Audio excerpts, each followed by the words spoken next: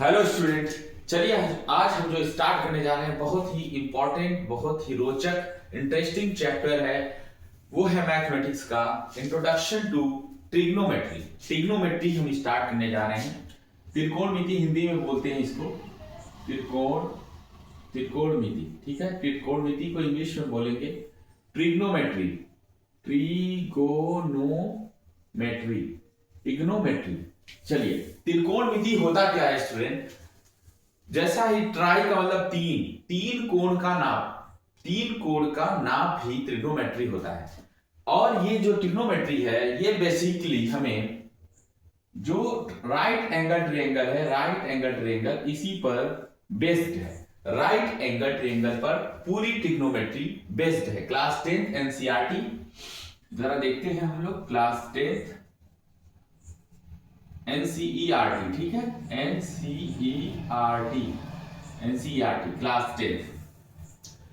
10 की एनसीईआरटी में जरा देखते हैं ए बी सी। ठीक है, अब इसमें त्रिकोणमिति जो चैप्टर है उसका सीधा सा मतलब है कि द ट्रायंगल के तीनों एंगल का मान ज्ञात करना, इनके साइड के रेस्पेक्ट में रेशियो ज्ञात करना, फाइंड आउट करना, ये होता है। और ये ट्रिग्नोमेट्री हमेशा एक राइट एंगल ट्रायंगल, ये 90 डिग्री का एंगल होगा, इसी पर बेस्ड है। ठीक है, तो इससे इसके कुछ फार्मूले हैं। जैसे हिंदी में इसको मैं बोलूंगा कर्ण है, इसको बोलता हूं लंब, और इसको बोलते हैं आधार। अब इंग्लिश में भी इसका नाम लिखते हैं। इंग्लिश में इसको कहते हैं बेस, इसको बोलते हैं परपेंडिकुलर, इसको बोलते हैं हाइपोटेनस।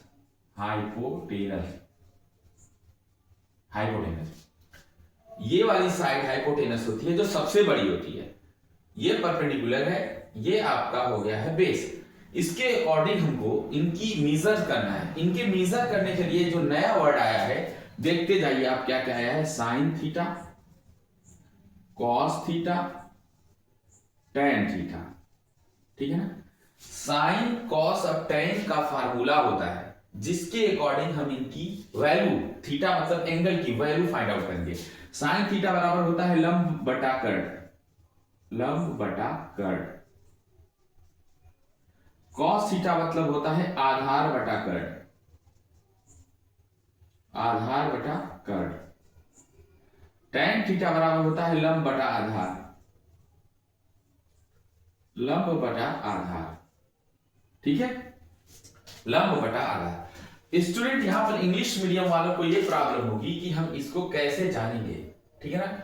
लंब को बोलते हैं परपेंडिकुलर। देख लीजिए, आप यहां से जान सकते हैं परपेंडिकुलर यानी लंब। परपेंडिकुलर के पहला वर्ड पी मैंने यहां पर लिख दिया पी। ठीक है, अपॉन में कर्ण को क्या बोलते हैं? हाइपोटेनस यानी एच। इसका पहला लेटर एच है, तो P बाई एच हम लिख सकते हैं। ठीक है, P बाई एच हम लिख सकते हैं। ये हो जाएगा आधार बटा कर्ण। आधार को 20 यानी पहला लेटर बी हमने मान लिया है, जो आधार यानी बी बेस, अपॉन कर्ण का मतलब हाइपोटेनस एच। आप ऐसे भी याद कर सकते हैं। लंब यानी परपेंडिकुलर P और आधार का मतलब बेस। तो इस तरीके से ये आपका बन गया। आपका तीन एंगल्स को हमने जान लिया, साइन के रिस्पेक्ट में, कॉस के रिस्पेक्ट में, टेन के रिस्पेक्ट में। अब तीन और भी होता है। क्या होता है?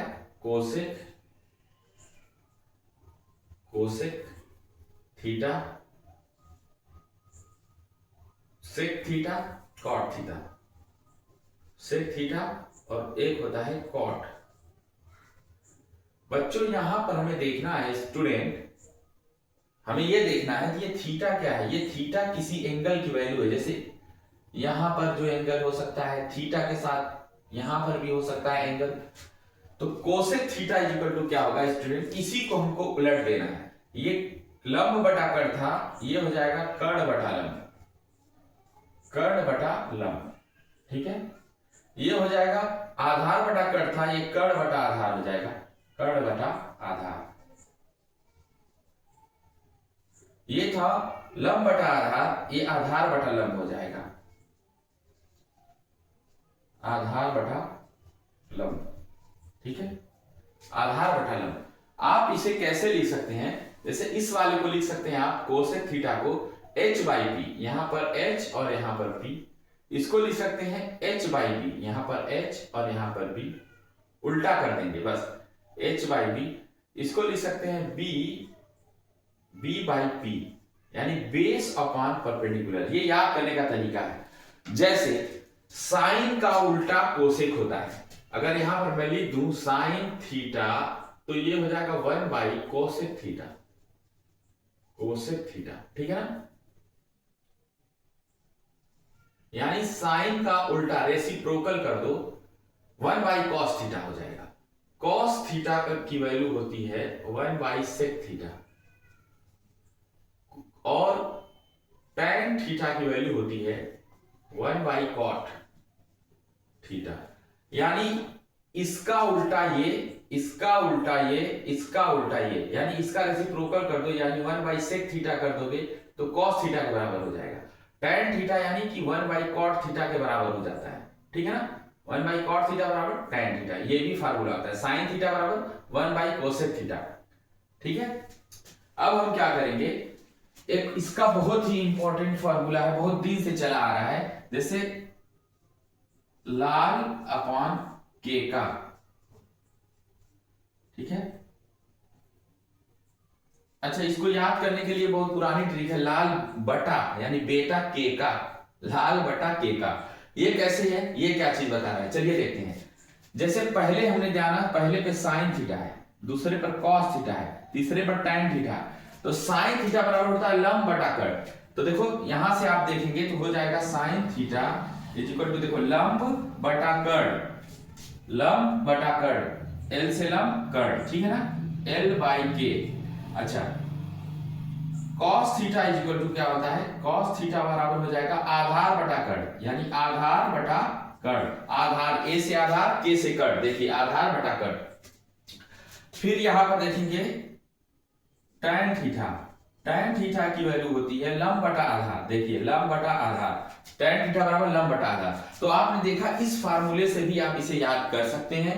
इसी को पलट दीजिए, यानी के का बटा लाल, अगर आप ये कर देते हैं तो ये हो जाएगा आपका पहला ये वाला कोसेक सेक, और ये हो जाएगा कॉट, कॉट मतलब छठा वाला। तो ये क्या हो जाएगा, अब यहां पर देखिए छठा वाला क्या है, आधार बटा लंब, क्या है आधार बटा लंब, ये देखिए छठा वाला, इधर से करेंगे तो छठा वाला आ जाएगा आधार बटा लंब। आप चाहे जैसे मर्जी वैसे कर लें। आधार बटा लंब का मतलब हो जाएगा, आधार बटा लंब का मतलब हो जाएगा कॉट थीटा, क्या हो जाएगा कॉट थीटा, ठीक है ना, यानी आधार बटा लंब। तो के बाई एल क्या होगा, कर्ण बटा लंब, कॉसेक थीटा, यहां पर देखिएगा कॉसेक थीटा इक्वल हो जाएगा के बाई एल, के बाई एल का मतलब हो जाएगा कर्ण, कर्ण बाई कर्ण बटा लंब। ये कैसे जाना आपने, देखिए कोसेक थीटा बराबर कर्ण बटा लंब। आप इसमें से इस फार्मूले से भी याद कर सकते हैं, ट्रिक से याद कर सकते हैं, बाकी सबका हमने लिख दिया इसमें, ठीक है।